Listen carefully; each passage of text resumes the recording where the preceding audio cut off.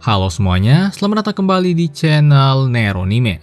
Di video kali ini kita akan melanjutkan pembahasan alur cerita seri Gensoki volume 25. Video ini adalah kelanjutan dari video alur cerita sebelumnya. Jadi buat kalian yang belum nonton video sebelumnya, kalian bisa menontonnya terlebih dahulu, agar kalian juga dapat memahami ceritanya dengan lebih baik. Video ini adalah part kedua dari pembahasan volume 25. Oke, tanpa berlama-lama lagi, langsung aja kita mulai pembahasannya.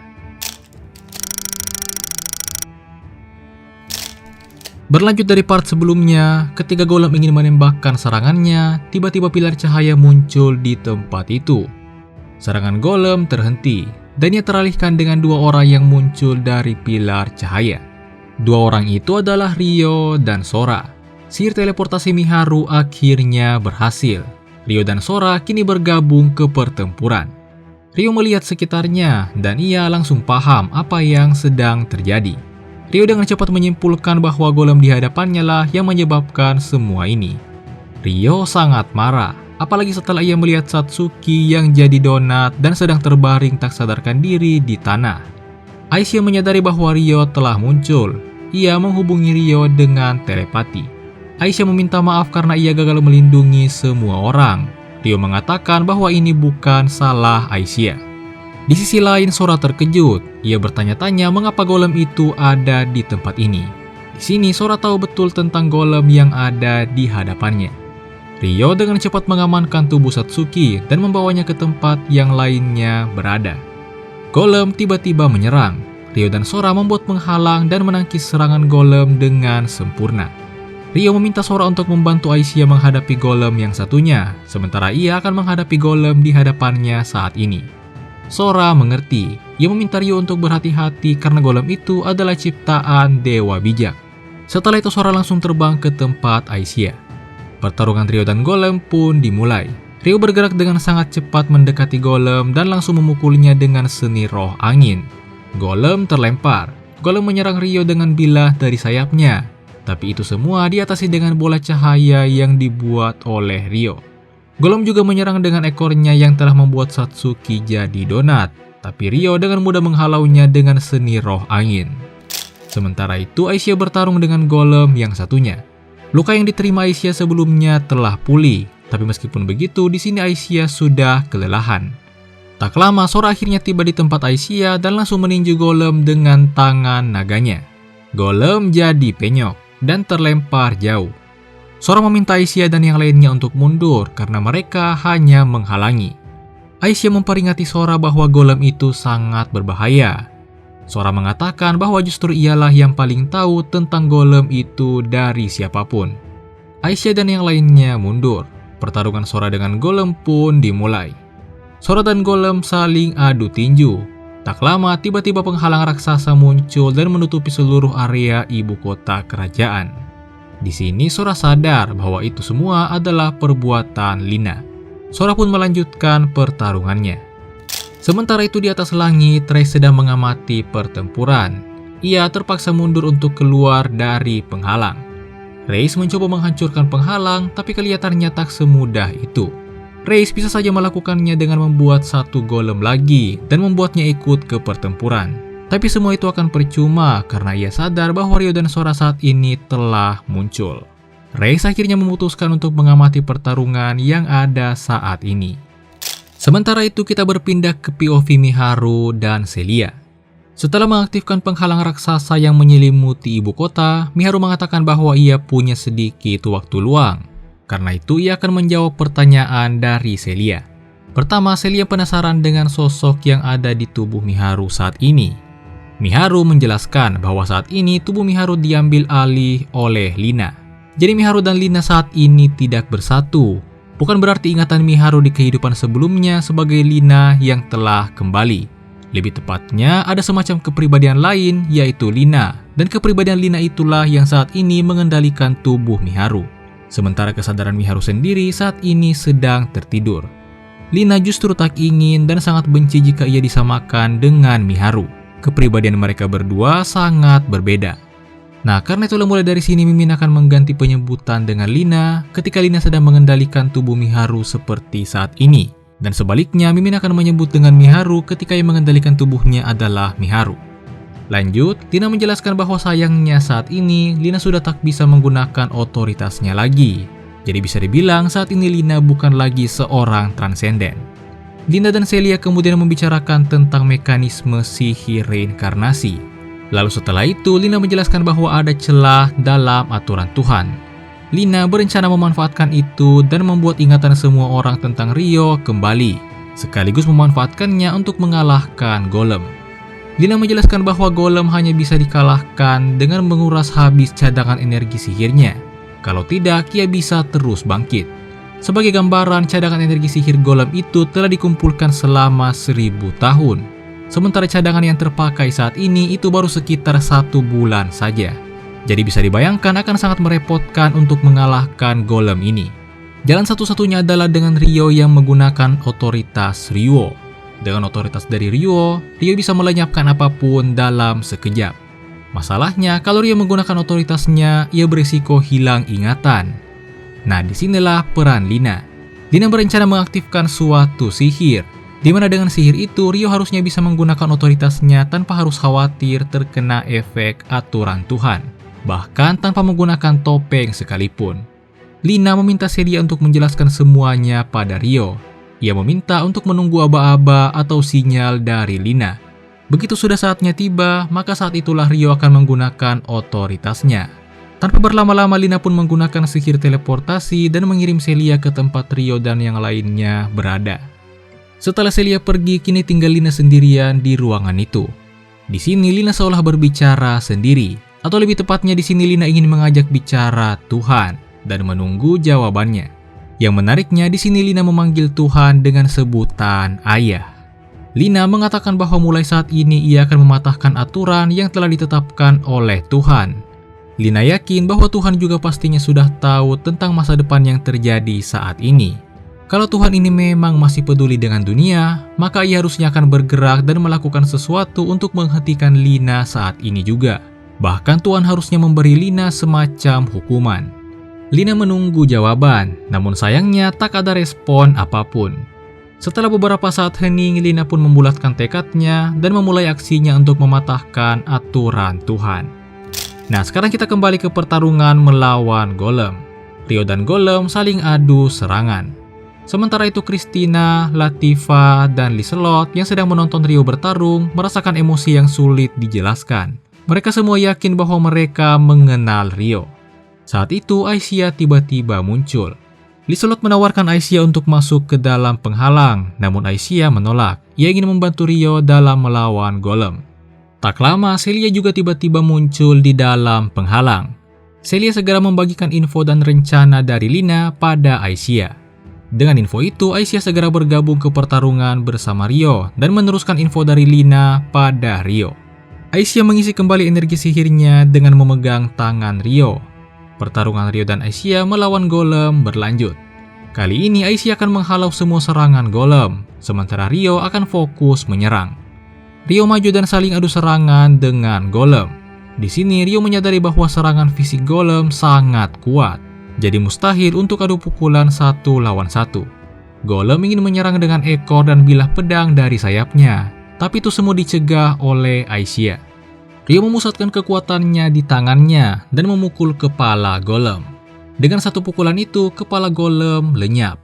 Sayangnya, kepala Golem yang hilang itu dalam sekejap pulih kembali. Di sini Rio memutuskan untuk berasimilasi atau menyatu dengan Aisyah. Keuntungan menyatu dengan Aisyah adalah indera Rio jadi lebih tajam, kekuatan dan serangannya juga jadi jauh lebih keras. Intinya makin tinggi level asimilasi, maka Rio juga akan semakin OP. Dengan berasimilasi, Rio juga jadi bisa membuat pedang yang terbuat dari mana atau energi sihir. Golem menyerang lagi. Sebelumnya Rio akan menghindari serangan Golem, tapi kali ini ia ingin mencoba menangkis serangan Golem secara langsung. Rio menggunakan pedangnya dan menangkis serangan langsung dari Golem. Setelah merasakan serangan Golem, Rio menyimpulkan bahwa meskipun ia berasimilasi dengan Aisyah, kekuatan fisik Golem masih lebih unggul. Rio bisa saja menyamai atau bahkan melebihi kekuatan fisik Golem jika ia menambah level asimilasinya dengan Aisyah. Tapi menambah level asimilasi akan meningkatkan ketegangan atau beban pada tubuh Rio. Jadi sebisa mungkin Rio baru meningkatkan level asimilasinya hanya ketika ia menggunakan otoritasnya saja. Lanjut, kali ini Rio memancing Golem untuk pergi menjauh dari atap kastil. Dan dengan begitu ia mengubah medan pertempuran. Sementara itu kita beralih ke POV Sora. Saat ini Sora sedang adu tinju dengan Golem. Setiap serangan Sora membuat Golem jadi penyok. Meskipun itu semua akan dipulihkan Golem dalam sekejap.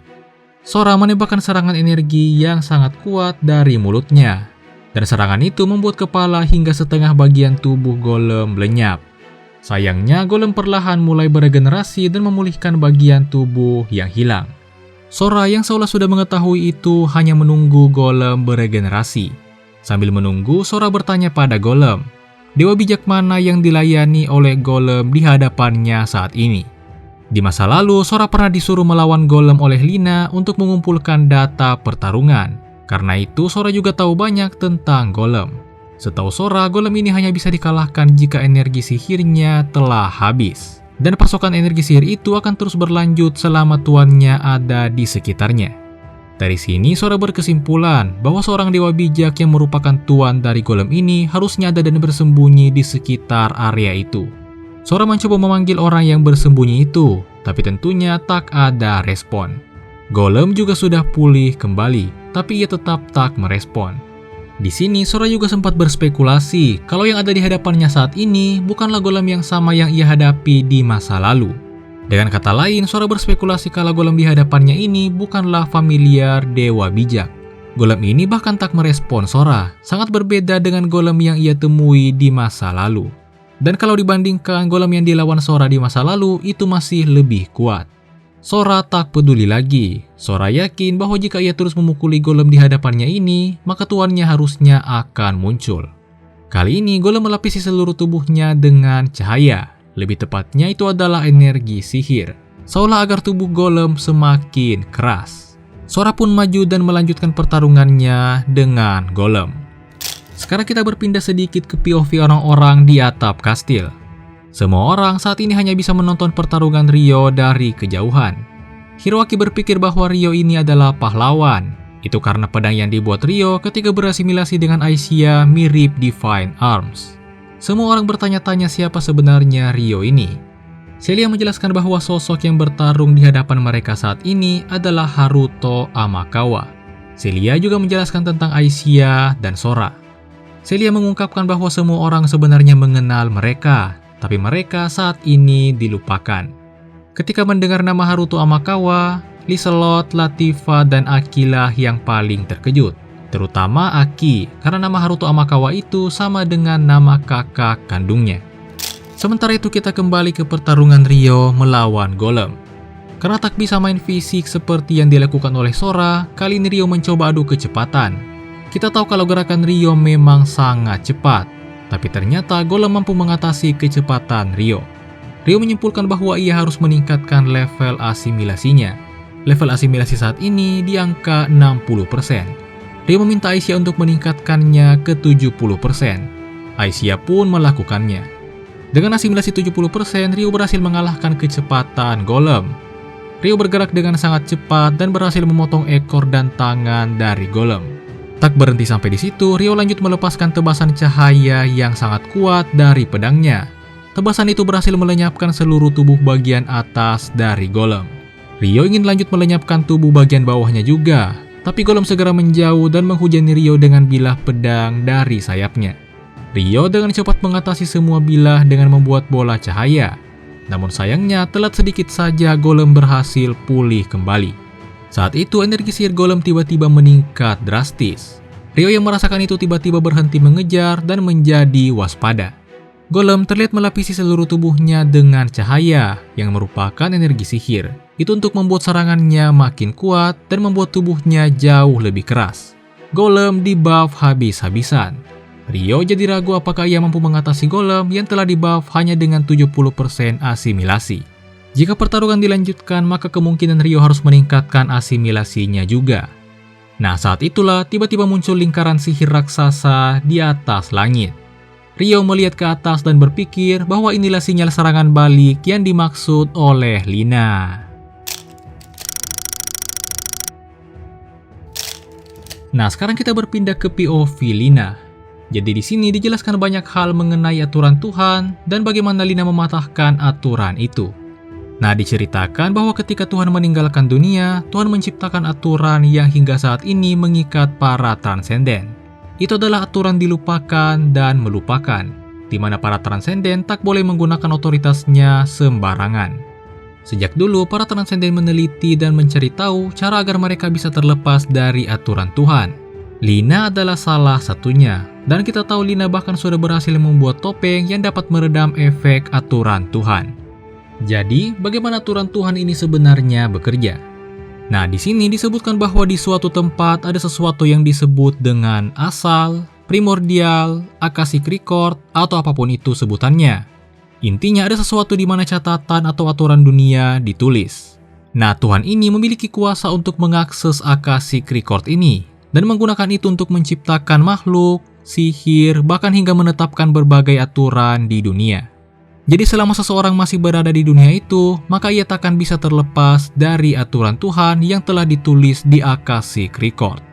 Nah, disinilah Lina berpikir bahwa jika ia membuat area atau dunianya sendiri, maka di dunia ciptaannya itu aturan Tuhan harusnya takkan berlaku. Simpelnya, Lina ingin membuat dunia dalam dunia. Tapi untuk mewujudkannya dibutuhkan kalkulasi atau perhitungan yang sangat rumit. Lina telah memulai kalkulasinya sejak 1000 tahun yang lalu dengan menggunakan kristal sihir yang ada di ruangannya, dan kalkulasi itu tepatnya akan selesai saat ini. Lina yakin bahwa tindakannya ini juga telah diketahui oleh Tuhan.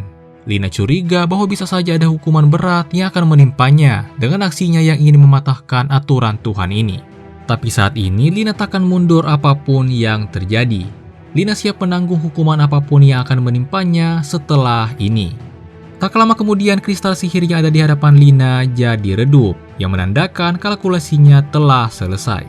Dengan begitu Lina pun mengaktifkan sihir yang menciptakan dunianya sendiri. Nama sihir itu adalah Pandora. Nah, mungkin itulah part kedua untuk pembahasan alur cerita volume 25 ini. Untuk kelanjutannya akan kita bahas pada part ketiga di video selanjutnya. Jadi mungkin itu saja untuk video kali ini. Jangan lupa untuk like dan subscribe. Dan sampai jumpa di video berikutnya.